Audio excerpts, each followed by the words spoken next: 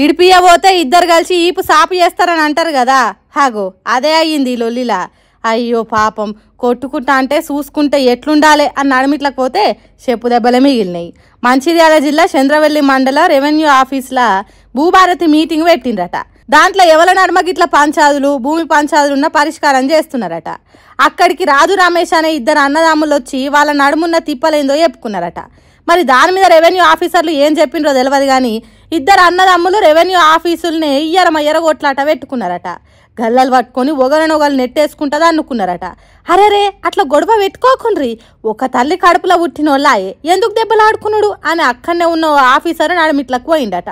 ఇంకేమున్నది, మమ్ముల తృప్తిగా కొట్టుకోనియవా, ఎవరికి సరిపోను దెబ్బలు దాక్కుండా చేస్తావా, WWF ఆటలా ఎంపైర్ తీరుగా నడుమిట్లకు వస్తావా అని ఇద్దరు అన్నదమ్ములు కలిసి ఆఫీసర్ మీద పడ్డారట.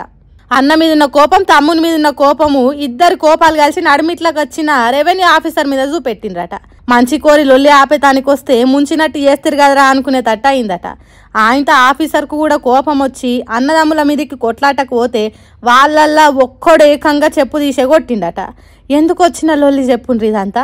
రెవెన్యూ ఆఫీసులకు వాళ్ళు వచ్చి లొల్లు పెట్టుకునేటట్టు చేసుడెందుకు, లొల్లికి దిగిన వాళ్ళను ఆపుడెందుకు, నడిమిట్లకు పోయి దెబ్బలు తినుడెందుకు అని అంటున్నారట. తన్నుకునేటోళ్ళ నడిమిట్లకు పోయి దెబ్బలు తిన్న సంగతి చూసిన పబ్లిక్.